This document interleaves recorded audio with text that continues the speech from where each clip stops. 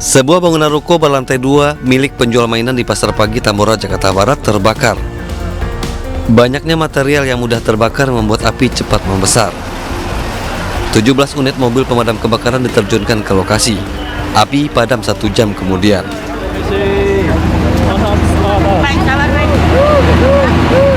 Sejumlah karyawan menangis saat mengetahui ruko tempat yang bekerja ludes dilalap si jago merah. Diduga kebakaran terjadi akibat korsleting listrik pada lantai dasar dan menjalar ke bangunan lantai 2. Yang terbakar sebuah ruko dari toko mainan, terdiri dari 2 lantai, namun bangunannya bentuknya manjak ke belakang, itu udah 6 kali 20 meter. Karena yang dalamnya ini seperti main-mainan terdiri dari plastik, jadi mudah sangat terbakar. Juga sementara karena memang di toko tutup ya, karena memang tidak operasi dan kemungkinan bukan awal ya dari listrik. Tidak ada korban jiwa, namun kerugian materi ditaksir mencapai miliaran rupiah. Dari Jakarta, Miftol Gani, Ainus melaporkan.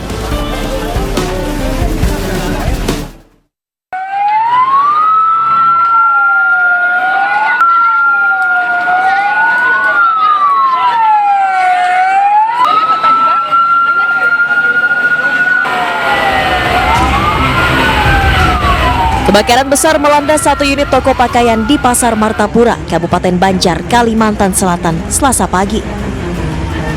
Puluhan unit petugas pemadam kebakaran diterjunkan ke lokasi untuk memadamkan api yang hampir merambat ke bangunan lainnya. Besarnya kobaran api dengan cepat membakar seluruh isi toko yang dipenuhi barang-barang dengan material mudah terbakar, seperti pakaian. Seorang karyawan toko bahkan sempat terjebak di dalam. Beruntung ia dapat diselamatkan oleh anggota damkar.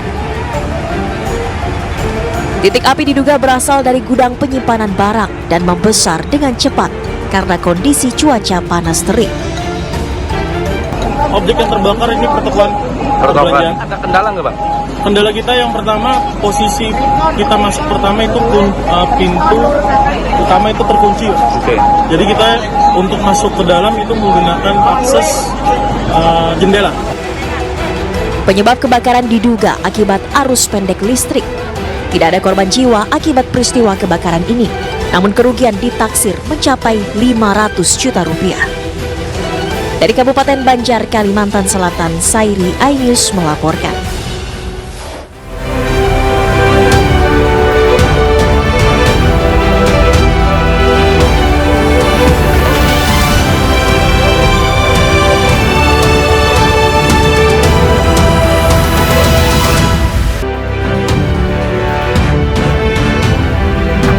Selamat pagi pemirsa, News Pagi kembali hadir melengkapi informasi Anda pagi hari ini. Ya, selain 3 berita utama tadi, sejumlah informasi menarik lainnya juga telah kami siapkan untuk Anda. Bersama saya, Reza Siregar. Dan saya Galuh Pandu, inilah News Pagi selengkapnya.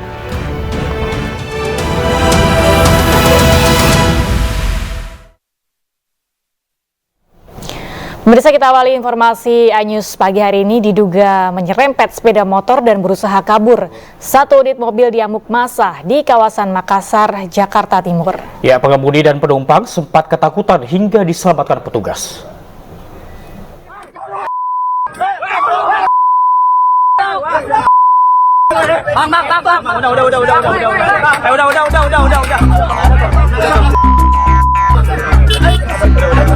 Warga dan pengendara motor mengepung dan merusak satu unit mobil SUV di Jalan Komodor Halim Perdana Kusuma, Kebonpala, Makassar, Jakarta Timur.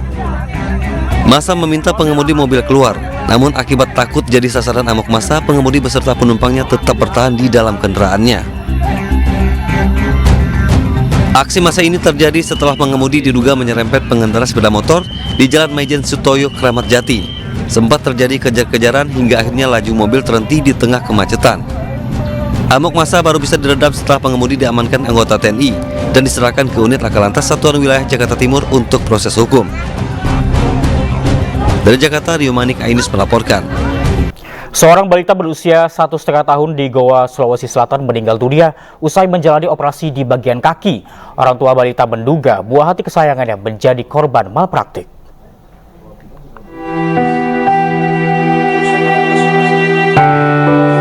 Natalia, bayi 1,5 tahun, meninggal dunia usai menjalani operasi venaseksi di bagian kaki di Rumah Sakit Umum Daerah Syekh Yusuf, Kabupaten Goa, Sulawesi Selatan. Orang tua Natalia menunjukkan kondisi luka yang menganga usai operasi. Sebelum tindakan operasi, orang tua Natalia yang sempat merasakan firasat buruk lantaran menilai operasi akan membahayakan Natalia. Katanya mau pasang selang infus. Selang infus ya. Itu kita memang sempat setuju atau memang dipaksa atau seperti apa, Bu? Awalnya suamiku tidak mau, tidak setuju. Sempat juga saya dipaksa-paksa waktu siang sebelum meninggal itu tanda tangan, tapi saya bilang, saya tunggu dulu suami saya karena nanti nasasali kan juga ya. Pas mungkin karena saya suruh minta tanda tangan ya, tapi pas dia tanda tangan dia tidak baca juga. Sementara itu pihak RSUD Syekh Yusuf menjelaskan langkah operasi memang harus dilakukan dan telah dilakukan sesuai dengan prosedur. Namun pihak rumah sakit tetap akan melakukan evaluasi. Venaseksi itu langsung memasukkan kateter intravenanya itu langsung ke vena. Dengan ya tindakan venaseksi itu membuka jaringan untuk supaya venanya langsung ditemukan. Di bagian mana itu, Bu? Di kaki, bagian kaki, ya. Bagian kaki. Karena kondisi pasiennya yang pada waktu itu sudah cukup berat, ya, sudah dehidrasi berat, sehingga menyulitkan tim dokter, ya, untuk melakukan tindakan tersebut. Akhirnya dengan selama hampir 1 jam lebih, akhirnya berhasil melakukan menemukan venanya. Sementara itu pihak keluarga melaporkan dugaan malpraktik yang menimpa Natalia ke polisi untuk penyelidikan lebih lanjut. Dari Goa, Sulawesi Selatan, Bukma, iNews melaporkan. Ya, seorang ibu tega merelakan anaknya yang masih di bawah umur dicabuli oleh oknum kepala sekolah dasar di Sumeneb, Madura, Jawa Timur. Tragis ya, sang ibu sendirilah yang mengantarkan putrinya ke rumah pelaku.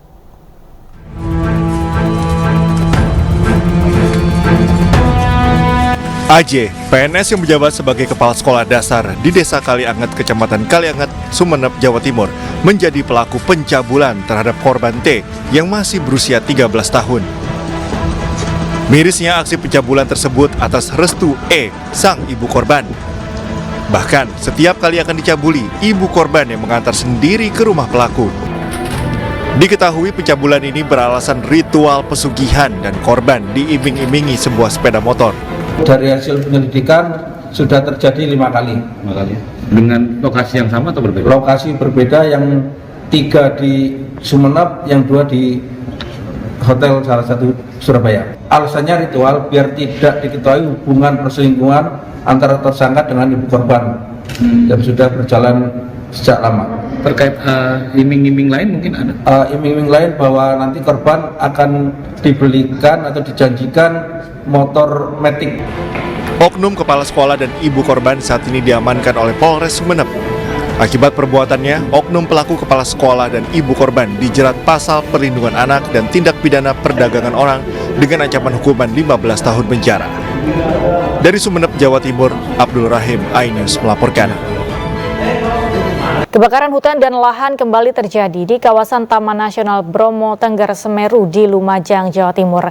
Area yang terbakar mencapai 10 hektar diduga akibat kemarau panjang.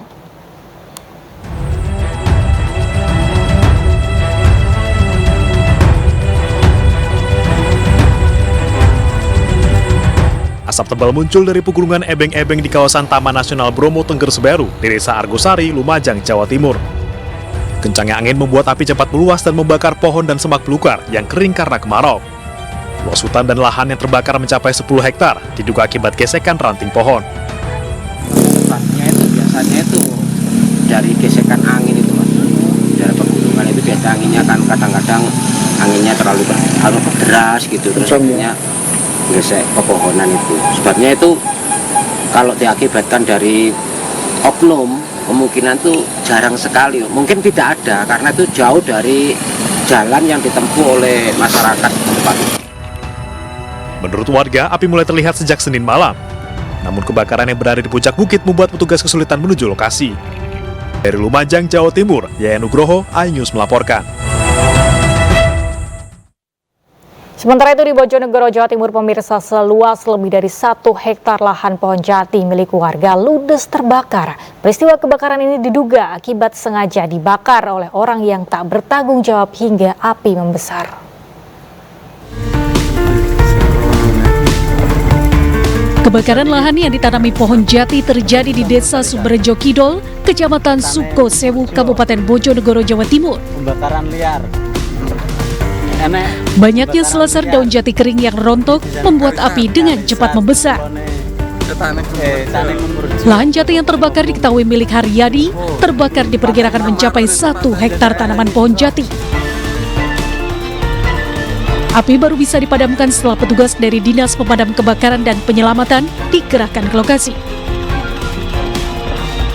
Menurut Kepala Dinas Damkar Bojonegoro, Ahmad Gunawan mengatakan, peristiwa kebakaran diduga akibat sengaja dibakar oleh orang tak bertanggung jawab. Dari Bojonegoro, Jawa Timur, Dedi Mahdi, iNews melaporkan. Perahu pinisi ikon Kabupaten Bulukumba, Sulawesi Selatan kebakaran. Meski tidak ada korban jiwa, kawasan perahu pinisi ditutup sementara guna proses penyelidikan.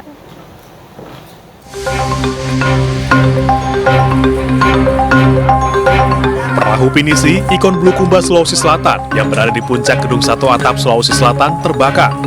Api tiba-tiba membesar di bagian lambung kapal. Kebakaran pertama kali dilihat oleh warga sekitar. Melihat kejadian tersebut, dengan cepat warga bersama Satpol PP berusaha memadamkan api. Belum diketahui pasti penyebab kebakaran. Sementara kawasan perahu pinisi ditutup sementara bagi masyarakat guna mempermudah penyelidikan. Tempat kapal pinisi ini kita tutup aksesnya untuk sementara karena untuk kepentingan penyidikan dan kepentingan untuk nanti perbaikan. Tidak ada korban jiwa dalam peristiwa ini, namun kerugian diperkirakan mencapai puluhan juta rupiah. Dari Bulukumba, Sulawesi Selatan, Firman Anwar, iNews melaporkan.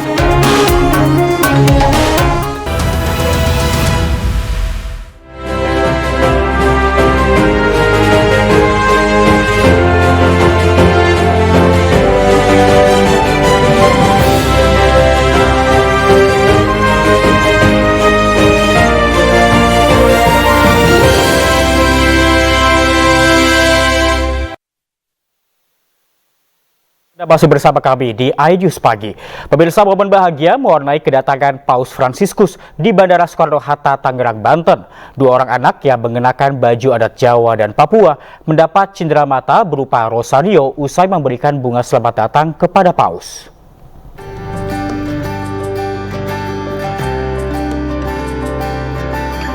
Mary Lourdes Wicaksono Atmojo yang berasal dari Jakarta Pusat dan Irfan Wael asal Kabupaten Buru Maluku memberikan bunga selamat datang kepada Paus Fransiskus sesaat setelah ia tiba di Bandara Soekarno-Hatta, Tangerang, Banten, Selasa siang.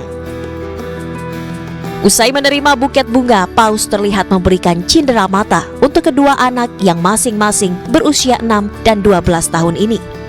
Momen langka ini pun menjadi kebanggaan bagi keduanya yang tidak akan terlupakan.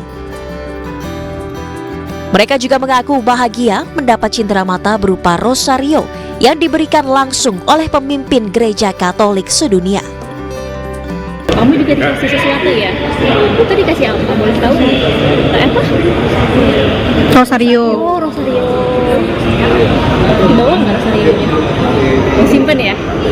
Waktu dikasih tahu mau bawa buket bunga buat Paus, gimana perasaannya? Dikasih tahunya hari apa? Sabtu. Hari Sabtu. Terus tadi kan dikasih juga sama Paus ya, itu apa? Dikasih apa tuh tadi? Itu rasanya sangat-sangat luar biasa ya, berkat yang tidak bisa terkatakan dengan apapun juga, bahwa anak kami diperkenankan itu. Dan saya sudah punya rencana bahwa kalau saya dapatkan foto close up Irfan dipegang oleh Bapak Paus, maka saya akan pajang di lobi Panti Asuhan Vincentius Putra untuk dikenang selama-lamanya bahwa anak Panti Asuhan Vincentius Putra diberkati oleh Bapak Paus Fransiskus. Diketahui Paus Fransiskus tiba di Indonesia melalui Bandara Internasional Soekarno-Hatta pada pukul 11:31 waktu Indonesia Barat Selasa siang. Paus dan rombongan melanjutkan perjalanannya ke Kedubes Vatikan yang berada di Jakarta dan akan menghadiri beberapa rangkaian kegiatan hingga 6 September mendatang. Dari Tangerang, Banten, Hasnugara, iNews melaporkan.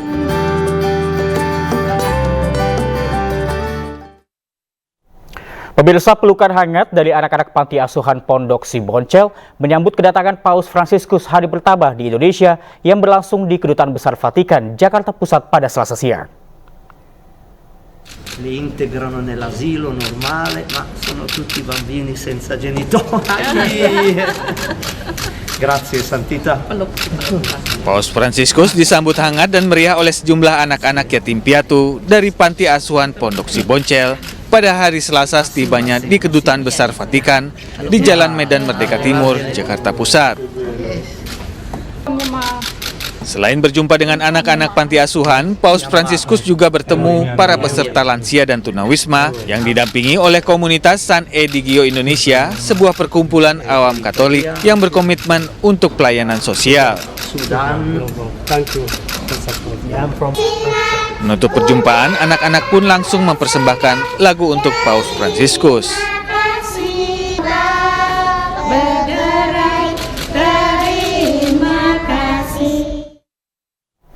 Pemirsa, antusias warga menyambut kedatangan Paus Fransiskus ke Indonesia sangat besar. Salah satunya seperti jemaat Katolik yang menunggu di Bundaran HI Jakarta.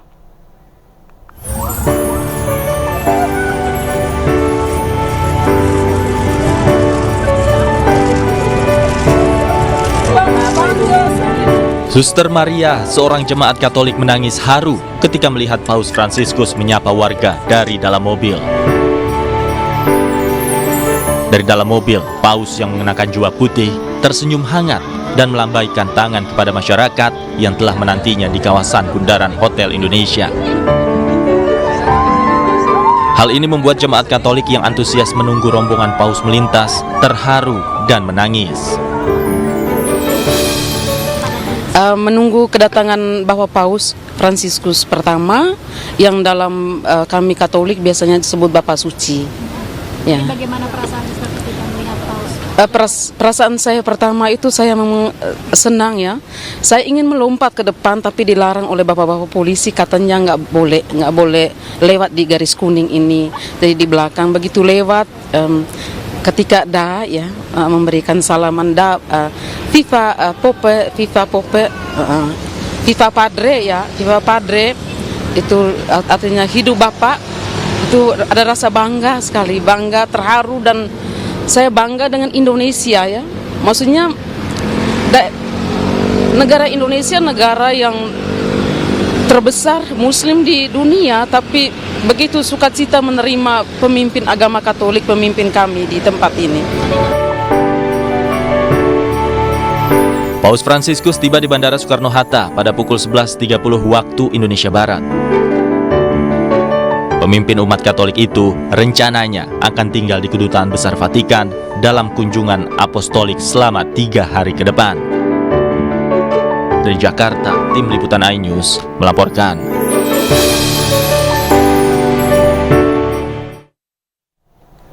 Selama 3 malam berada di Jakarta, Paus Fransiskus menolak menginap di hotel dan memilih tinggal di Kedutaan Besar Vatikan. Paus juga menolak menggunakan kendaraan mewah dan memilih naik minibus selama berkegiatan di Indonesia. Usai menyapa jemaat Katolik di kawasan Bundaran HI, iring-iringan kendaraan yang membawa Paus Fransiskus langsung menuju Kedutaan Besar Vatikan di kawasan Gambir, Jakarta Pusat. Paus Fransiskus diketahui beristirahat di Kedubes Vatikan sebelum memulai kegiatannya pada hari ini. Di Indonesia, Paus menunjukkan kesederhanaannya dengan menolak menginap di hotel dan memilih tinggal di Kedutaan Besar Vatikan, sementara rombongannya menginap di hotel. Tidak hanya menolak menginap di hotel, Paus juga menolak menumpangi mobil mewah dan memilih minibus selama berkegiatan di Indonesia. Kedutaan Besar Vatikan di Jakarta Pusat.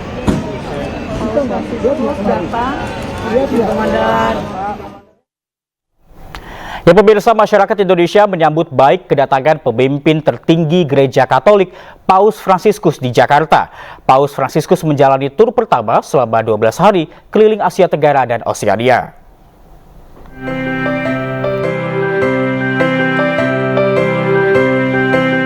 Berlangsung pada tanggal 2 hingga 13 September, Paus Fransiskus akan melakukan perjalanan terpanjang selama masa kepausannya. Paus Fransiskus akan mengunjungi Indonesia, Papua Nugini, Timor Leste, dan Singapura. Ia juga akan mengunjungi terowongan persahabatan yang menghubungkan Masjid Istiqlal dengan gereja katedral di dekatnya. Sebagai negara muslim terbesar di dunia, masyarakat Indonesia pun tetap menyambut baik kegiatan Paus di Indonesia. Ya, tidak ada masalah, kita nggak masalah. Namanya tamu ya, tentu kita sambut ya, kita jamu ya. Dia mau mengunjungi rumah ibadah di Istiqlal, welcome. Kalau saya terus terang ya, saya memang lain agama, lain kepercayaan, tapi saya suka aja. Artinya ini kebersamaan menyatu ya, artinya saling menghormati, itu yang saya suka. Saya oke aja datang ke Indonesia, saya suka. Pada Kamis sore pukul 17 waktu Indonesia Barat, Paus Fransiskus mengadakan misa akbar di Stadion Utama Gelora Bung Karno. Misa ini akan dihadiri oleh puluhan ribu umat Katolik. Tentunya kedatangan pemimpin tertinggi di Gereja Katolik sedunia ini sudah sangat dinantikan umat Katolik di Indonesia dan Asia Tenggara.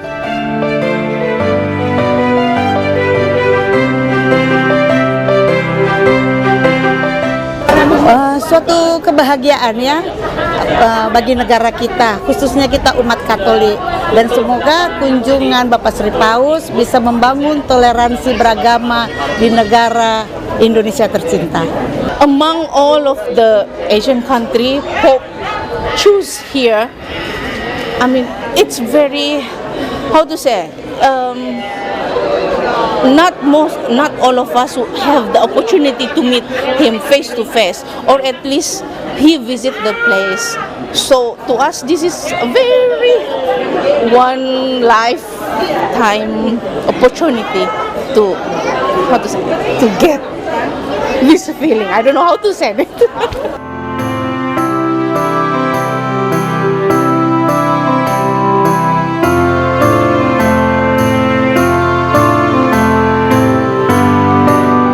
Kunjungan Paus Fransiskus adalah kunjungan pemimpin Vatikan ketiga sepanjang sejarah. Paus Santo Paulus VI pernah berkunjung ke Indonesia pada Desember 1970 dan Paus Santo Yohanes Paulus II berkunjung pada Oktober 1989.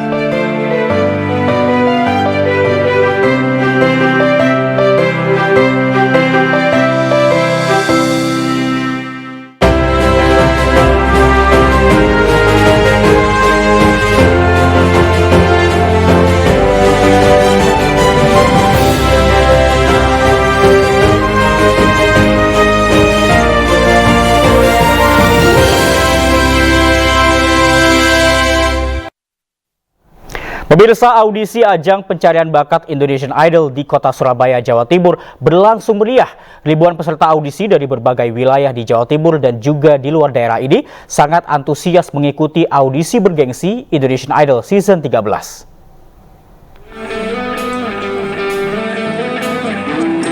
Audisi Indonesian Idol 2024 yang digelar selama 2 hari berlangsung meriah serta dihadiri ribuan anak muda dan berbagai kalangan masyarakat.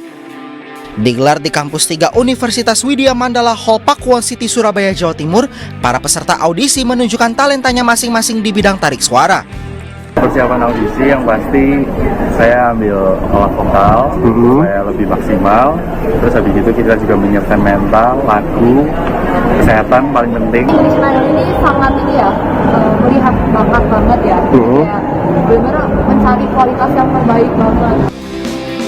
Pada hari kedua, pelaksanaan audisi di Kota Pahlawan ini sudah lebih dari 1.500 kontestan terdaftar dari berbagai kota di Indonesia yang begitu antusias dengan penyelenggaraan ini. Untuk Indonesian Idol audisi di Surabaya ini antusiasnya cukup besar ya selama 2 hari ini, karena lebih dari 1.500 juga udah terdata di kita, jadi antusiasnya cukup besar sih kali ini. Setelah sekian lama kita juga nggak ngelakuin audisi juga kan yang besar juga. Para peserta yang lolos audisi nantinya akan berangkat ke Jakarta untuk mengikuti tahap seleksi lanjutan sebelum memasuki babak spektakuler. Tim Liputan iNews melaporkan. Memiliki wajah proporsional dan rupawan menjadi impian bagi pria maupun wanita masa kini. Masyarakat semakin antusias dalam hal perawatan dan prosedur kecantikan guna mempercantik penampilan.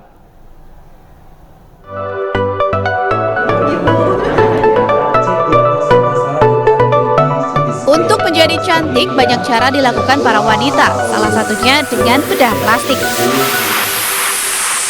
Kirin Plastic Surgery merupakan tempat bedah plastik nomor 1 dan paling dipercaya di Korea selama 7 tahun hingga menjadi juara 1 tempat bedah plastik di Korea oleh pemerintah Korea. Kirin Plastic Surgery juga sudah bekerja sama dengan Indonesia selama 3 tahun. Untuk yang Kirin Hospital, nomor 1 yang bedah plastik yang Korea itu yang paling dipercaya dari orang Korea. Karena itu yang di Indonesia masih kurang informasi. Itu rumah sakit yang Korea itu yang mana itu yang paling direkomendasikan. Saya itu yang jadi ajak untuk kerjasama dengan yang Kirin yang nomor 1 yang di Korea yang paling dipercaya. Jadi mereka itu yang selama 7 tahun dapat juara 1 dari pemerintah Korea langsung ya. Jadi untuk orang Korea paling percaya yang Kirinnya ini. Sarwenda merupakan pasien dari Kirin Plastic Surgery yang mengaku puas dengan hasil yang didapatnya. Kirin adalah salah satu referensi rumah sakit dari mereka dan ya setelah aku searching juga sendiri gitu selama 1 tahun lebih, akhirnya aku memutuskan untuk mengambil tindakan itu. Kirin Plastic Surgery melayani bedah plastik seperti mata, hidung, facelifting, hingga liposuction. Dan Kirin Plastic Surgery terkenal karena pemulihan setelah tindakan yang lebih cepat dengan sedikit bekas luka. Dari Jakarta, Anissa Septiarani, Dimas Winardi, iNews melaporkan. Pemirsa, hari kedua penyelenggaraan World Cyber Games 2024 yang digelar di ICE BSD Tangerang dipadati pengunjung. Salah satunya adalah booth MNC Games dan Animation, di mana beragam aktivitas dan game seru dapat dicoba secara gratis. Antusiasme pengunjung mulai anak-anak, remaja, hingga dewasa di hari kedua gelaran acara World Cyber Games 2024 Festival di ICE BSD Tangerang cukup tinggi. Berbagai macam aktivitas dan games gratis yang tersedia di dalam booth MNC Games dan Animation juga diserbu pengunjung. Tak hanya itu, Kiko dan Bima S, 2 karakter ikonik yang diproduksi MNC Animation, turut hadir memeriahkan event WCG 2024. Dalam kesempatan ini, Direktur MNC Animasi dan ESI Waren Hariputra Tanu Sudibyo turut menjajal permainan Hammer Time di booth MNC Games and Animation. Cukup menakjubkan ya, untuk hari kedua ternyata crowd-nya sama banyaknya, bahkan lebih banyak dari kemarin. Benar-benar kita cukup bangga sih untuk dapat ikut dalam acara ini. Harapannya tentunya kita mau game-game lokal maupun IP-IP lokal kita selalu maju ya, bisa dibanggakan dan lebih maju dari negara-negara lain. MNC Animation juga memberikan kejutan baru yang akan segera dirilis, yakni 2 serial animasi terbaru. Titus the Detective akan rilis pada September 2024 di RCTI, serta Zana Whisper of the Volcano Isley yang akan tayang di bioskop seluruh Indonesia tahun depan. Tidak hanya itu, dalam waktu dekat MNC Animation juga akan meluncurkan komik dari serial animasi Bima yang hadir pada platform Klaklik akhir tahun ini. Dari Tangerang, Banten, Hadisti Arifah, Hoirudin, iNews melaporkan.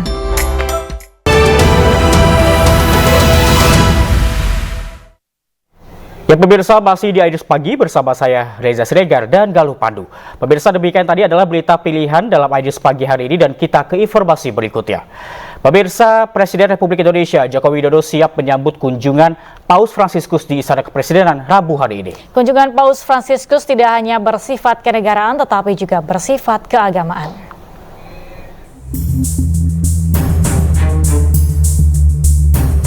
Presiden Jokowi menyatakan seluruh persiapan untuk kunjungan tersebut telah direncanakan dan diharapkan berjalan lancar. Upacara resmi kenegaraan untuk menyambut Paus disiapkan pihak istana. Kunjungan Paus Fransiskus di Indonesia akan berlangsung hari ini hingga Jumat 6 September mendatang. Paus dijadwalkan memimpin misa akbar di Gelora Bung Karno hingga menghadiri acara di Gereja Katedral. Sebentar lagi Yang teramat mulia Paus Fransiskus akan tiba di Jakarta. Kunjungan ini adalah kunjungan yang sangat bersejarah. Sudah direncanakan beberapa tahun yang lalu, tapi tertunda karena pandemi COVID. Dan merupakan kunjungan ketiga setelah kunjungan yang teramat mulia Paus Paulus ke-6 pada tahun 1970 dan kunjungan yang teramat mulia Paus Yohanes Paulus kedua pada tahun 1989. Indonesia dan Vatikan memiliki komitmen yang sama, memupuk perdamaian dan persaudaraan, serta menjamin kesejahteraan bagi umat manusia. Paus Fransiskus dan rombongan rencananya juga akan berkunjung ke Masjid Istiqlal Jakarta sebagai simbol kerukunan antar umat beragama di Indonesia.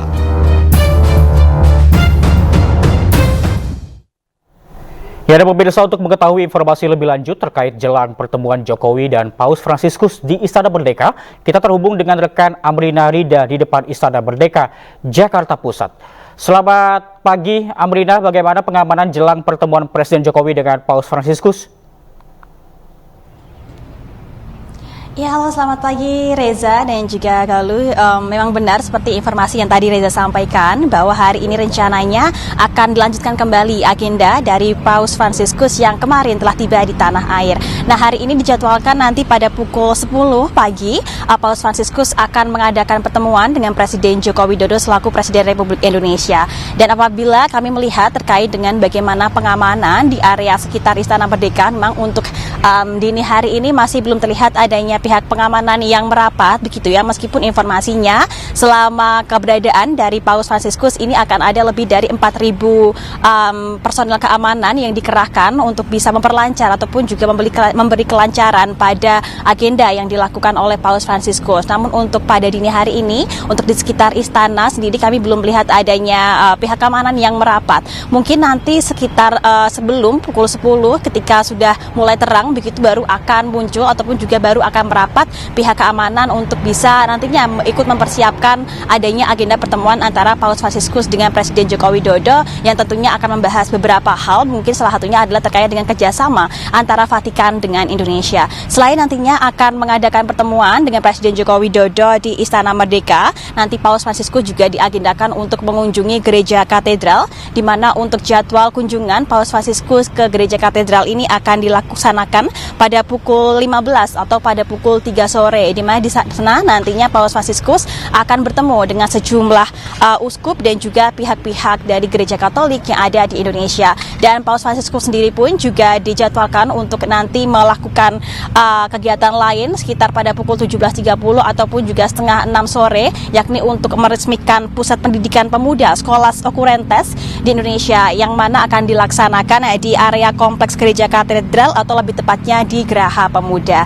Dan sama seperti hari ini Reza dan juga Galuh, apabila hari ini atau kemarin maksud kami, ini ketika tibanya Paus Fransiskus ini sejumlah rekayasa lalu lintas ini diberlakukan, maka hari ini pun juga sama akan diberlakukan sejumlah rekayasa lalu lintas di sejumlah titik-titik yang menjadi area dilaksanakannya agenda dari Paus Fransiskus. Namun memang untuk hari ini rekayasa lalu lintas yang dilaksanakan ini sifatnya masih situasional, dan seperti saya sampaikan disampaikan tadi, karena agenda untuk hari ini adalah berpusat di area istana dan juga di area gereja katedral, maka kemungkinan besar nantinya titik-titik yang akan dilaksanakan ataupun juga diberlakukan rekayasa lalu lintas ini adalah di area gereja katedral dan juga di area Istana Merdeka. Reza dan Galuh. Ya, baik. Terima kasih Abrina atas laporan Anda. Selamat bertugas kembali. Ya pemirsa, kita beralih ke informasi berikutnya. Mengaku debt collector, 7 perampok di Purwakarta, Jawa Barat merampas sepeda motor korban. Polisi meringkus 5 dari 7 pelaku, sedangkan 2 pelaku lainnya berhasil kabur.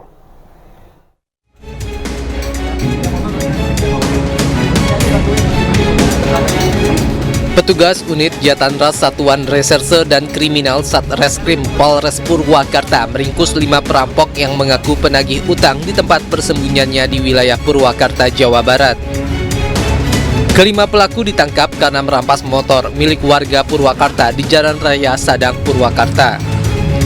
Dalam aksinya, pelaku membuntuti korban dari belakang.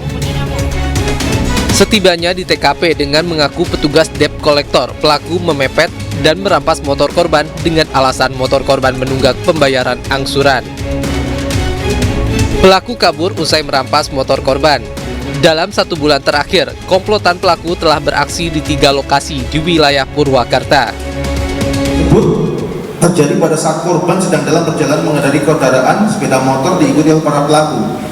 Kemudian di TKP tiba-tiba korban diberhentikan dengan paksa oleh para pelaku dengan berdalih bahwa kendaraan milik korban menunggak angsuran, namun faktanya kendaraan tersebut tidak memiliki angsuran atau cicilan ke leasing manapun. Kemudian motor korban diambil secara paksa oleh para pelaku, kemudian pelaku langsung meninggalkan korban tersebut. Untuk mempertanggungjawabkan perbuatannya, pelaku dijerat pasal 365 KUHP tentang pencurian dengan kekerasan dengan ancaman hukuman 9 tahun penjara. Dari Purwakarta, Jawa Barat, Irwan, iNews melaporkan. Pemirsa, jelang sidang peninjauan kembali para terpidana kasus pembunuhan Vina dan Eki, sejumlah rekan para terpidana memasang spanduk dukungan. Rencananya warga Kelurahan Karya Mulia juga akan menggelar doa bersama.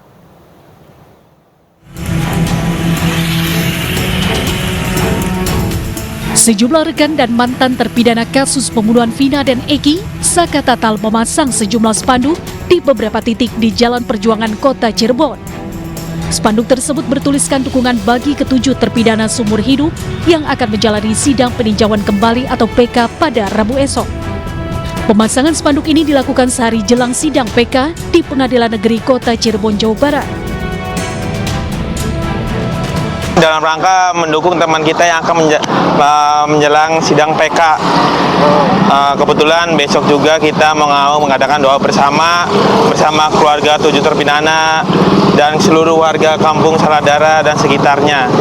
Harapannya PK berjalan lancar, dikabulkannya PK 7 terpidana. Warga Karya Mula, terutama teman-teman terpidana, berencana akan menghadiri sidang PK para terpidana sebagai bentuk dukungan kepada mereka yang dinilai tidak bersalah dan menjadi korban salah tangkap. Dari Cirebon, Jawa Barat, Miftahudin, iNews melaporkan. Ya pemirsa, anggota DPRD Tasikmalaya terpilih diwarnai aksi demo mahasiswa. Demonstran yang memaksa masuk ke gedung DPRD terlibat aksi saling dorong dengan aparat kepolisian yang berjaga.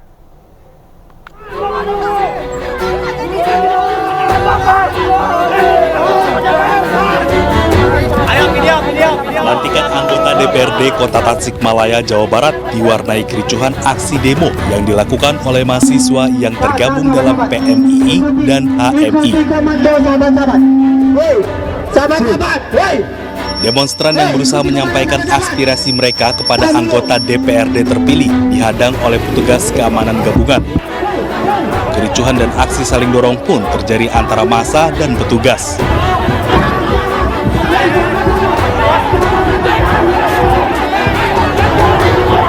Kericuhan akhirnya mereda setelah anggota DPRD terpilih akhirnya menemui para mahasiswa dan mendengarkan aspirasi demonstran. Tadi itu adalah bagaimana keinginan daripada elemen mahasiswa itu ketemu dengan ketemu dengan wakil rakyat. Setelah ditemui, jaga dialog, elemen mahasiswa itu sudah meningkatkan lokasi satu kelompok dan situasi berjalan kondusif. Usai bertemu dengan perwakilan anggota DPRD terpilih, para demonstran pun membubarkan diri. Aksi demo sendiri sempat membuat arus lalu lintas di depan gedung DPRD Kota Tasikmalaya tersendat. Dari Tasikmalaya, Jawa Barat, Asep Juharyono, iNews melaporkan. Wasekjen dan Jubir DPP PKS Ahmad Fathul Bari yakin PKS telah memberikan deadline bagi Anies untuk memastikan bersedia maju Pilkada Jakarta bersama Sohibul Iman. Di sisi lain, relawan Anies Baswedan Geis Khalifah meyakini deadline tersebut tidak ada, bahkan Geis menantang Fathul untuk melakukan sumpah. Kemudian akhirnya mendukung Ridwan Kamil dan tidak jadi mendukung Anies Baswedan. Ya, ini kan proses selanjutnya ya. Jadi 25 Juni kita deklarasikan, proses komunikasi dilanjutkan, bahkan juga ada deklarasi dari Nasdem, ya kan? Dan Nasdem membebaskan memilih wakil dan sebagainya. Dan dari proses yang ada 25 Juni sampai 4 Agustus, pimpinan mengambil juga alternatif untuk membuat langkah selanjutnya ketika belum ada kepastian apakah Anies ini pertama bisa berlayar. Yang kedua juga bisa mengusung calon yang kita usulkan, Anies Baswedan, Sohibul Iman. Maka diberikan deadline. Dan deadline ini ada. Makanya kalau misalnya dibilang deadline nggak ada, coba dicek. Diceknya langsung ke orang yang bersangkutan. Kalau kita tentu kan bukan kita yang ngomong, ya kan? Tapi pimpinan PKS mengambil konteks itu. Dan akhirnya ketika sudah tidak bisa berlayar, yang pertama untuk konteks saat itu ya, karena kan konteks saat itu PKS nggak bisa berlayar sendiri kan, tidak bisa berlayar. Dan yang kedua juga Anies juga belum dapat berlayar dan tidak mengusung bersama Sohibul Iman, ya maka dibuatlah langkah alternatif lain gitu. Oke, Bung Geis ada mau komentar soal ini? Tentang apa? Tentang apa yang disampaikan oleh Bung Fathul? Tentang deadline ya? Deadline dan juga akhirnya kemudian Anda yakin aspirasi dengan bawah. deadline itu diberikan kepada Anies? Ya yakin. Yakin. Pimpinan Semuanya PKS yang menyampaikan. Anda percaya, yakin? Pimpinan PKS yang menyampaikan. Bismillahirrahmanirrahim, kita membahalah aja agar rakyat mengaminkan siapa yang dilaknat. Yang menyampaikan siapa? Ini simpel nih. Yang menyampaikan siapa? Kan saya tanya, Anda yakin? Yang menyampaikan Anda yakin? siapa? Ya saya yakin. Ya sudah. Yakin, tapi kan kalau keyakinan itu saya terhadap bahwa itu disampaikan oleh kalau pimpinan itu PKS. benar, semoga Allah melaknat saya. Ya, itu sih nggak ada hubungannya karena konteksnya bukan Keberanian saya bahwa ke Anies. Anda sebagai orang yang yakin dengan kebenaran, sebagai partai yang ingin berbuat benar, nggak nyambung, Mas. maka punya keyakinan. Nggak nyambung. Ya apa yang dikatakan? Ya nggak nyambung. Tidak tapi boleh Anda ada nggak kebohongan. Ya Anda nggak Maka nyambung. kalau ada kebohongan di antara kita berdua, Ya maka ngapain antara kita ada berdua. konsekuensinya. Yang ngambil keputusan bukan kita berdua. Oh, ya udah, Anda berarti tidak yakin kan? Ya saya yakin. Ya keyakinan kenapa emang? Kita mau bahala saja. Ya ngapain mau bahala orang kita Mubahalah yakin. sumpah kok. artinya. Iya. Dan Agar kita bukan orang yang terlibat. Kan begini. Ngapain dijelaskan Anda mungkin ke menyeret-nyeret pemirsa. sesuatu yang Begini, tidak teman-teman, terlibat? begini ya. Mubahalah banyak yang mungkin Kita tidak paham. terbiasa berdiskusi tanpa ada konsekuensi. Masing-masing orang ingin terlihat benar. Kalau saya tidak, saya praktis saja. Saya ingin berlaku benar. Ya, agar kalau yang mau kebohongan itu mubahalah, tidak ke publik itu ada konsekuensi, ada risikonya. Karena yang saya hadapi ini adalah partai dakwah, maka saat kita bicara tentunya menuju kepada kebenaran. Agar kebenaran itu bisa ada konsekuensinya, apakah ada yang berbohong atau tidak yang berbohong, maka yang berbohong itu dilaknat. Saya siap kalau itu benar, maka semoga saya dilaknat Allah. Tapi kalau itu bohong, semoga yang menyatakannya juga mengalami konsekuensi yang sama. Itulah mubahalah. Yang berproses bukan bersumpah, Anda. Ya masalah yang berproses bukan dia. Yang berproses Saya itu yakin Anies kok. dengan pimpinan PKS. Ya sudah, Silakan artinya Anda ditanya tidak Aniesnya, berani, ditanya sudah pimpinan cukup PKS-nya. saja. Semoga masyarakat Enggak lah, jangan lihat Anda berani malam ini tidak berani tahu. lalu Tahu bahwa konsekuensi hari ini. mengeksploitasi kebenaran untuk milik Anda. Salah. Loh tidak, saya meminta konsekuensi. Jangan konteks itu dong. Anda serasa mengeksploitasi bahwa kebenaran yang milik Loh, Anda hanya tidak. dengan konteks itu. Kan konsekuensinya berdua. Ya, Kalau enggak saya dong, bohong kan enggak tidak sembarangan. konsekuensi. Gitu. Itu sebenarnya singkat soal deadline. Benarkah ada Enggak deadline? sembarangan begitu. Berbeda, Bung Geis. Saya langsung sampai tidak mau lagi diskusi. Tidak ada deadline begitu ya? Ya, makanya Sementara saya PKS yakin mengajaknya ada ya deadline. sudah. Silakan ditanya ke Mas Anies itu. Siapa yang berbohong agar ada konsekuensi dari yang kita percayai. Masalahnya Kan bukan begitu. beliau yang dikasih deadline. Dikasih deadline kan Mas Anies. Yang Ya, menyatakan kan Anda deadline pimpinan yakin, PKS. Silakan Anda yakin. ditanya. Begini, kalau Anda yakin dengan Anda Ya yang saya katakan, yakin nggak ada urusannya juga mubahalah emang apa? Perdebatan sengit terjadi antara Ketua Umum Solidaritas Merah Putih, Sylvester Matutina, dan akademisi Rocky Gerung dalam program Rakyat Bersuara beberapa saat lalu. Adu mulut dipicu soal tudingan campur tangan Presiden dalam pilkada. Udah poin aja, Rocky. Saya Jangan kau bodohin terus masyarakat ini. Saya cuma bodohin. Buktikan. Mereka tidak mungkin saya bodohin. Mereka tonton kebodohanmu. Oh enggak, saya ngomong dengan fakta dan bukti yang valid. Anda ngomong dengan opini dan framing yang nggak benar buat bangsa ini. Ini metodologi. Oke, kita beri kesempatan loh, bentar. Silakan Rocky, silakan Rocky. Jangan dipotong dulu, silakan. Di dalam metodologi ada prinsip parsimoni, itu cara berpikir. Hoax itu, bagaimana? Pengetahuanmu tentang metodologi -7 tuh. You nggak ngerti metodologi, bagaimana saya mau ajak kamu berpikir kalau prinsip berpikir you nggak tahu. Inilah Anda merendahkan orang seperti Anies kemarin kasih 11 poin ke Pak Prabowo. Pak Prabowo jadi presiden. Saya tidak merendahkan, saya merendahkan kemampuanmu berpikir. Manusia-manusia yang tukang merendahkan orang ini satu ini. Ya kan? Fitnah orang. Kerjanya memang begini, pecundang. Oke, lanjut.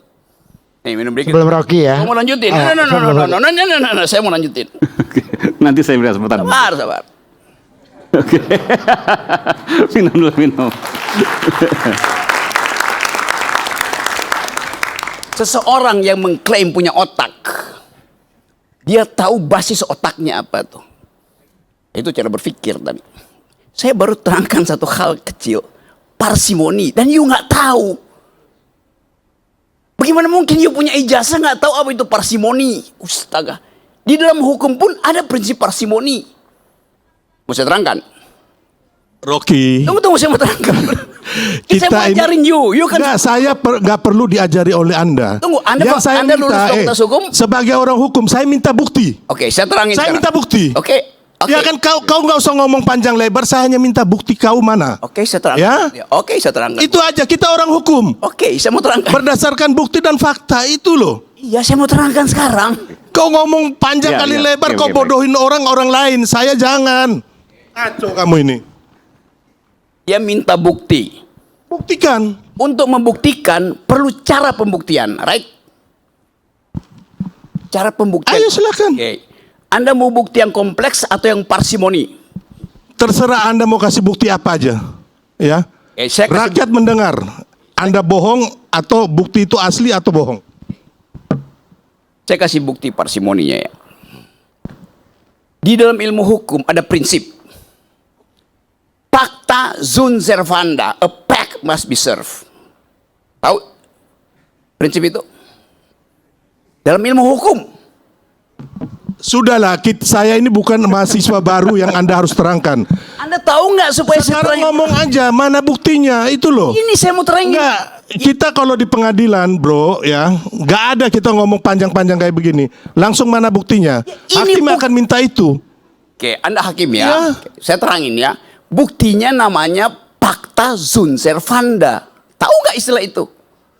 Saya bilang Rocky, ya kan, mana buktinya? Sekarang kita ngomong mengenai presiden yang melakukan cawe-cawe. Saya pakai bahasa Inggris, a pact must be served. Namanya pacta sunt servanda. Perjanjian harus diucapkan. Mana pasal pidana berapa yang presiden itu lakukan? Anda ini ngomong apa Anda ini? Buktikan undang-undang mana yang dilanggar, pasal berapa? Ini saya mau terangkan. Ngomong. Oke, silakan Rocky, silakan. Saya terangkan pelan-pelan ya. Saya akan terangkan pakai dalil hukum, a pact must be served. Pacta sunt servanda. Pacta itu pact artinya perjanjian. Betul nggak? Sunt artinya jangan sampai, bener nggak? Salah. Baru gua makanya udah salah. Sunt itu artinya must, bukan sebaliknya. Ya bagaimana sih mau terangin dia sedungu ini? Bukan, saya mengiyakan apa aja yang kamu omong gitu loh. Nah, sekarang kan mana dia hanya muter-muter, nggak bisa bukti. Nggak ada ini manusia. Ini manusia pecundang ya yang sangat merugikan bangsa kita ini dengan kebohongan-kebohongan yang dia lakukan. Nggak ada kan, mana buktinya yang kamu bisa berikan saat ini? Nggak ada Rocky. Mana nggak ada. Kau nggak usah ngomong saya ini bukan mahasiswa kamu yang kamu ajarin, nggak. Sebagai orang hukum, mana pasal-pasal? You mahasiswanya siapa? Profesormu siapa namanya?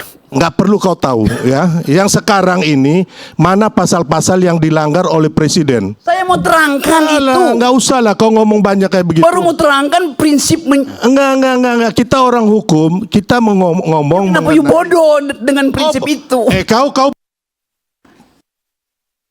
Udah. Makanya nggak usah ngomong kayak gitu. Sudah. Oke, baik, kita akan kembali saat lagi, tetap bersama kami di Rakyat Bersuara.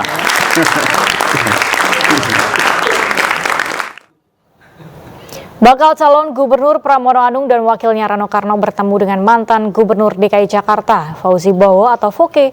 Dalam kesempatan lain, bakal calon Wakil Gubernur Jakarta, Rano Karno mendatangi kediaman Maijen Purnawirawan Edi Marzuki Nalapraya, mantan Wakil Gubernur Jakarta tahun 80-an di Bogor, Jawa Barat.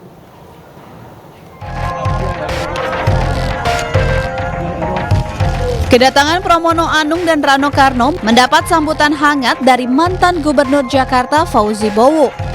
Ketiganya memilih bertemu di Museum MH Tamrin, Jakarta Pusat. Pramono dan Rano kemudian diajak berkeliling museum untuk berkenalan lebih jauh dengan kota Jakarta. Pramono dan Rano juga menyerap sejumlah aspirasi dari Gubernur Jakarta periode 2007-2012 ini.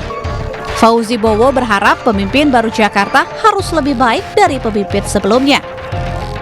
Jadi persoalan yang paling rumit di Jakarta selain transport udara dan juga air dan banjir.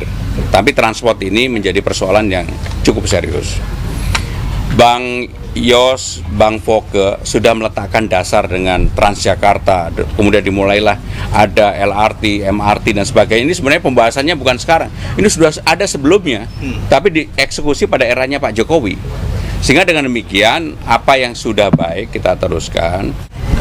Saya berterima kasih, bersyukur saya bisa mendapat kesempatan bersilaturahmi dengan orang-orang yang akan memimpin kota ini ke depan, dan saya punya kewajiban untuk memberikan informasi sebanyak mungkin apa yang saya ketahui kepada beliau-beliau supaya beliau-beliau itu bekalnya cukup banyak gitu. Ya. Yang jelas harus lebih baik daripada sebelumnya. Bakal calon Wakil Gubernur Jakarta Rano Karno mendatangi kediaman Maijen Purnawirawan Edi Marzuki Nalapraya, mantan Wakil Gubernur Jakarta tahun 84 hingga 87 di Megamendung, Bogor, Jawa Barat untuk meminta doa restu sekaligus konsultasi tentang pencalonannya. Edi Marzuki Nalapraya juga merupakan bapak pencaksilat dunia. Dari pertemuan itu, Rano juga berharap pencaksilat bisa terus dilestarikan karena bagian dari warisan budaya Indonesia. Jadi memang sangat wajar lah saya minta doa. Nah inilah artinya silaturahim ini tidak terputus. Mudah-mudahan amal ibadah juga tidak terputus. Ada harapan. Saya manggil Kong Edi, pencaksilat itu harus berdiri sendiri. Karena apa? Pencaksilat itu adalah budaya. Dia bukan hanya itu bela diri, tapi itu adalah kultur, dia budaya. Rano Karno maju di Pilkada Jakarta 2024 mendampingi Pramono Anung diusung Partai PDI Perjuangan. Dari Bogor, Jawa Barat, Wildan Hidayat, Ayus melaporkan.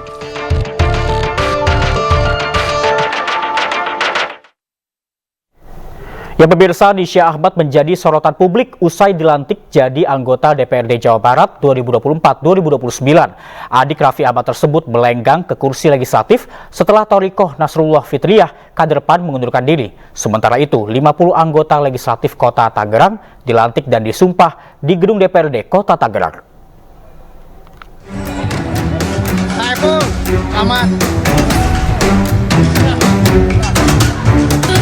120 anggota Dewan Perwakilan Rakyat Daerah Provinsi Jawa Barat telah resmi dilantik di Gedung Merdeka Kota Bandung oleh Ketua Pengadilan Tinggi Bandung. Salah satunya Nisa Ahmad, adik selebritas Raffi Ahmad. Sebelumnya Nisa yang merupakan kader PAN sempat dinyatakan tidak lolos dalam kontestasi pemilihan legislatif.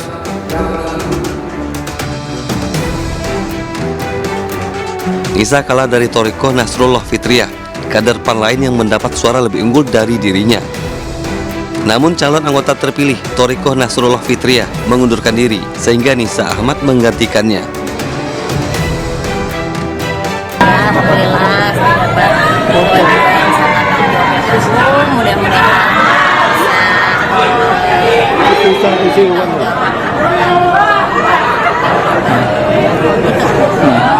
Ini tuh itu masuk menggantikan itu PAW Bu Toriko atau gimana kan mekanisme dalam di Pokoknya saya di sini bagian dari Parlemen, dapat tugas dari PTP, insya Allah saya menjalankan tugasnya sebaik mungkin. Terima kasih. Teh, kalau disuruh milih komisi berapa rencana Teh? Nanti biar itu kan dirapatkan lagi dulu, kita lihatlah nanti bismillah sama aja lah gimana pun.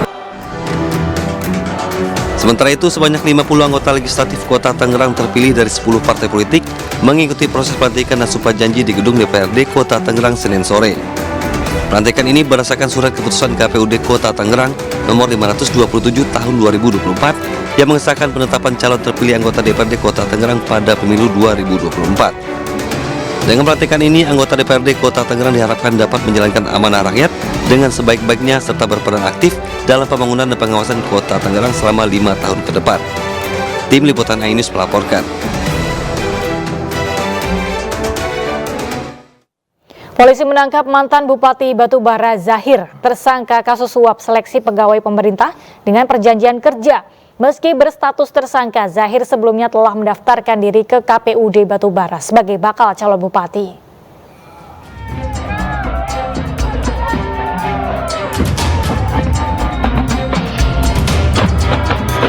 Kedatangan pasangan bakal calon kepala daerah atau Bacakada Kabupaten Batubara periode 2024-2029, Zahir dan Aslam Rayuda, pada 28 Agustus 2024 lalu disambut antusias pendukungnya. Ironisnya, Zahir yang mendaftarkan diri sebagai bakal calon bupati Batubara nyatanya menyandang status tersangka. Zahir terjerat kasus suap kecurangan seleksi pegawai pemerintah dengan perjanjian kerja atau PPPK 2023. Penahanan Zahir sebelumnya sempat ditangguhkan, namun ia kembali ditangkap penyidik Polda Sumatera Utara pada Selasa pagi guna kepentingan penyidikan lebih lanjut. Menurut Kabid Humas Polda Sumatera Utara Kombes Hadi Wahyudi, Zahir saat ini tengah dalam proses pemeriksaan tambahan dan kemungkinan akan dilakukan penahanan. Sementara Ketua KPU Sumatera Utara Agus Arifin menyampaikan meski ditahan Polda Sumatera Utara, KPU akan tetap memproses pencalonan Zahir di Pilkada Batubara. Sebab berdasarkan aturan, pembatalan pencalonan hanya bisa dilakukan jika sudah ada putusan pengadilan yang berkekuatan hukum tetap. Sehingga jika masih berstatus tersangka, proses pencalonan akan tetap berjalan.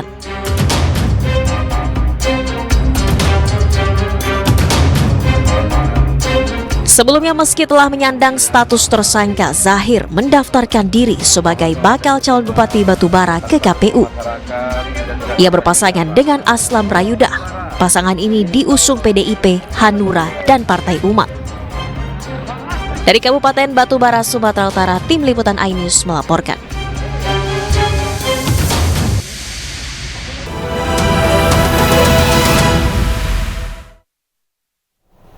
Pemirsa, Anda kembali menyaksikan iNews Pagi. Kementerian Koperasi dan UKM menggelar Rakornas pemanfaatan data UMKM di Kuta Bandung, Bali. Ya, data-data penting guna menyusun kebijakan dan program pembangunan UMKM yang tepat sasaran dan efektif.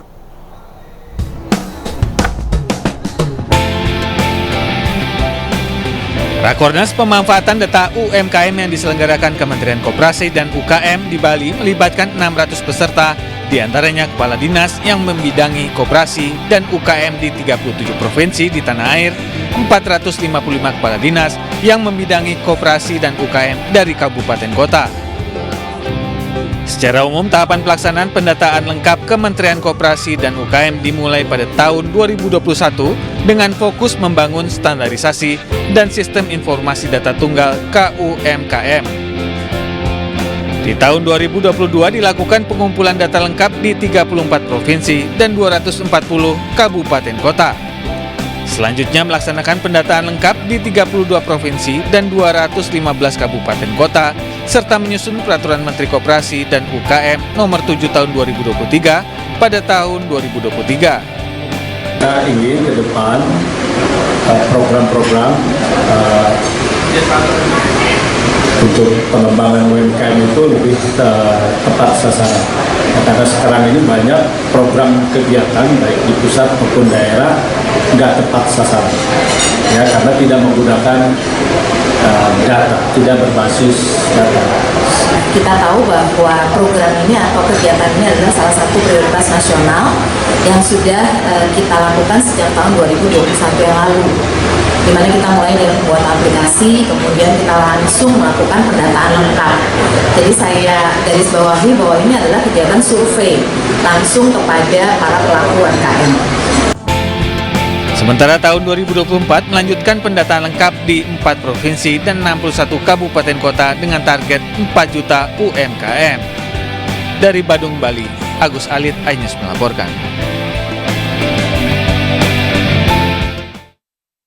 Setiap tahunnya Indonesia menghasilkan 3,2 juta ton sampah plastik yang tidak dikelola.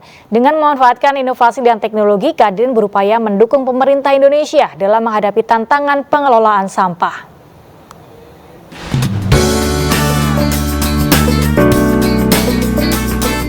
Peningkatan jumlah penduduk dan perubahan pola konsumsi menyebabkan volume sampah meningkat secara drastis. Pengelolaan sampah yang tidak efektif seringkali menyebabkan penumpukan sampah di TPA yang mencemari lingkungan dan memberikan dampak buruk bagi kesehatan masyarakat. Menanggapi krisis ini, Indonesia International Waste Treatment and Technology hadir sebagai sebuah inisiatif untuk menjawab tantangan dalam pengelolaan sampah, termasuk dalam pengelolaan sampah Zero TPA.